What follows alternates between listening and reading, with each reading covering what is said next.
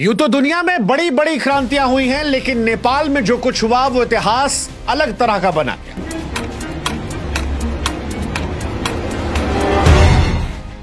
क्योंकि नेपाल में जेनजी ने 36 घंटों में सरकार को गिरा कर रख दिया।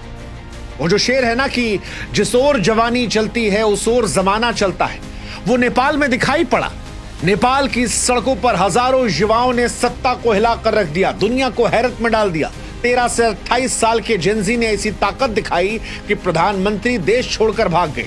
मंत्रियों के घर आग के हवाले हो गए, संसद धधक उठा, होटल जल रहे थे, नोट सड़कों पर उड़ रहे थे, सड़क पर युवाओं की भीड़ नजर आ रही थी। और यह कोई साधारण आंदोलन नहीं था, यह एक ऐसा डिजिटल तूफान था जिससे बिना किसी नेतृत्व के नेपाल के 7 प्रांतों और 77 जिलों को आग की लपटों में लपेट लिया। लेकिन सवाल यह है कि क्या इस आंदोलन ने नेपाल को अनाथ भी कर दिया? सवाल यह भी कि नेपाल अब किसका है? क्योंकि 17 सालों में 15 बार प्रधानमंत्री बदलने वाला नेपाल आज अनाथ खड़ा है। अनाथ क्यों कह रहे हैं? क्योंकि एक देश को चलाने के लिए 2 तरीके होते हैं, या तो लोकतंत्र का या राजशाही का। लेकिन आज नेपाल में ना लोकतंत्र की पूरी साख बची है, ना राजशाही का कोई नाम लेवा। सवाल यह है कि नेपाल किसका है? कौन चुनेगा नेपाल की अगली सरकार? क्या वो नेपाल की जनता होगी जो अपने नए सियासतदानों को चुनेगी? क्या वो अमेरिका, चीन जैसे बाहरी ताकत होंगे जो नेपाल में कुर्सी पर कौन बैठेगा, नेपाल कौन चलाएगा, उसको तय करेंगे? सवाल यह भी कि जिस सेना ने नेपाल की कमान को संभाला है, क्या वो पाकिस्तान की तरह अपने अंदर महत्वाकांक्षा तो नहीं पाल लेगी कि हमें ही सरकार चलानी है? क्योंकि जनता जो है वो राजनेताओं से या राजशाही से खुश नहीं है। या फिर नेपाल के वो मेयर जिनके बारे में कहा जा रहा है कि इस क्रांति को असली आवाज उन्होंने पीछे से दी, और वो मेयर जो टाइम्स मैगजीन में टॉप 100 में आए, वो नेपाल के अगले प्रधानमंत्री बन जाएंगे। नेपाल का अगला प्रधानमंत्री कौन बनेगा, इसको हम आपको बताएं उससे पहले हम आपको बताते हैं कि बीते 17 सालों में नेपाल को कैसे 15 प्रधानमंत्री बने। दरअसल नेपाल एक ऐसा देश है जो राजनीतिक तौर पर हमेशा अस्थिर नाव पर रहा।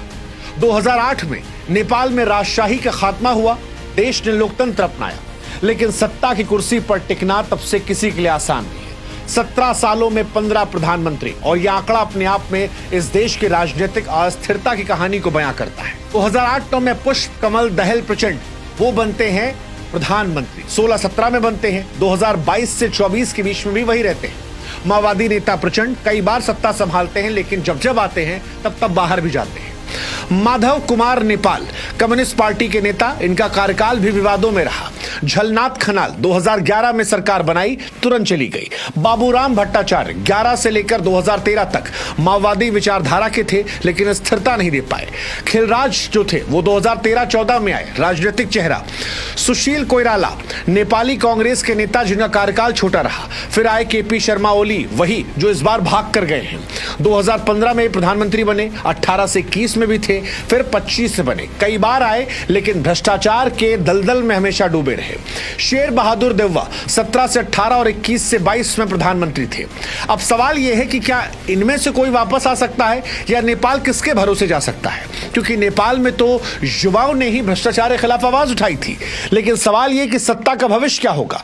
क्या बालेंद्र सुमन या रवि जैसे चेहरे जो हैं वो देश को बचाएंगे, या कोई और है जो यहां पर आएगा, कोई ऐसा जिसने ये क्रांति लाई हो? जेनजी ने भ्रष्टाचार के खिलाफ जब आवाज उठाई तो जेनजी अब चाहते हैं कि उनके पसंद के लोग भी सत्ता में आए, वो जो उनके मुद्दे जिसमें बेरोजगारी है, शिक्षा है, अर्थव्यवस्था है, उनका सामना करें। अब ये कौन कर सकता है? ये वो कर सकता है जो क्रांति के पीछे का चेहरा हो। अब कौन नायक है? यह आंदोलन कहने को तो बिना औपचारिक नेतृत्व के शुरू हुआ, लेकिन कुछ नाम सामने आए हैं जिन्हें युवा इस क्रांति का चेहरा मान रहे हैं।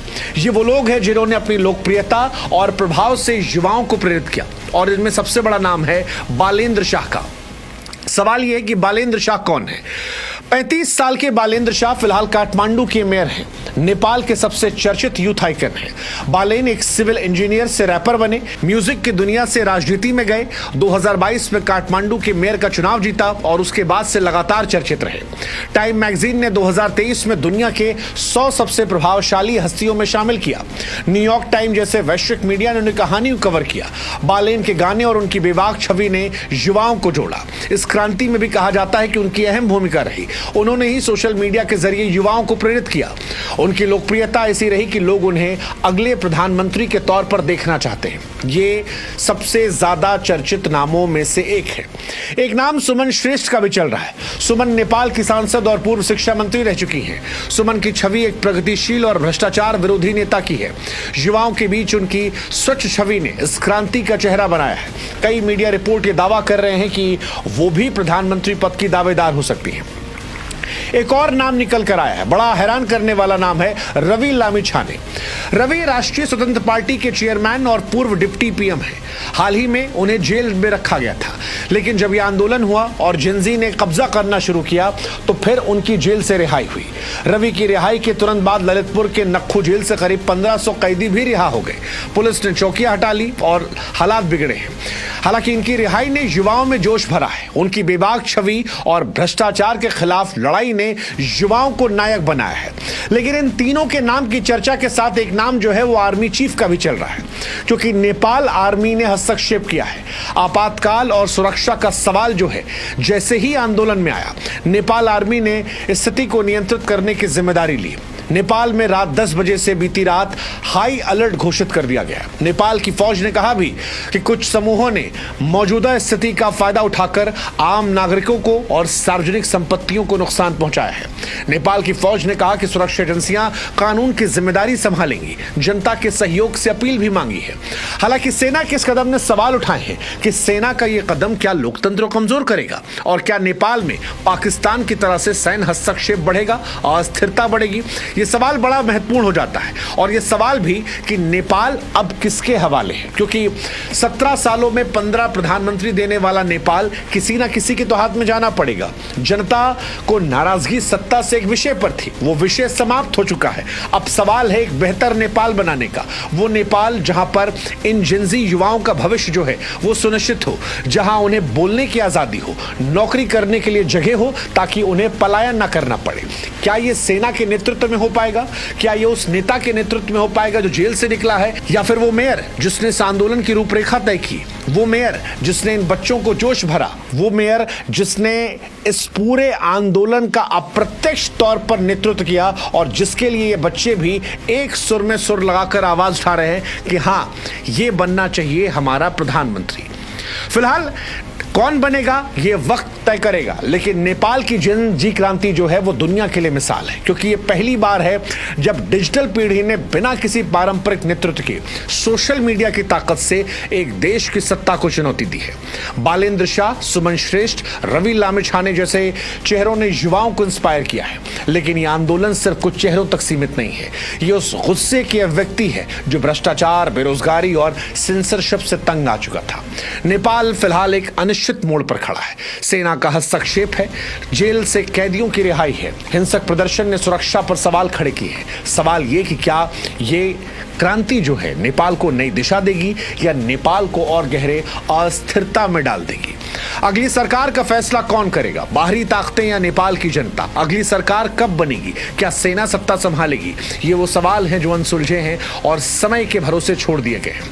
लेकिन एक बात जो तय है वो ये कि नेपाल की इस क्रांति को दुनिया सालों तक याद रखेगी। जेनजी की ताकत का जो प्रतीक बनी है, जो सिर्फ डिजिटल तक सीमित नहीं बल्कि सड़कों पर भी हुंकार बन रही है। नेपाल का अगला प्रधानमंत्री कौन बनना चाहिए, आप क्या सोचते हैं, वो हमें कमेंट सेक्शन में जरूर बताइएगा। जय हिंद, जय भारत, जय नेपाल।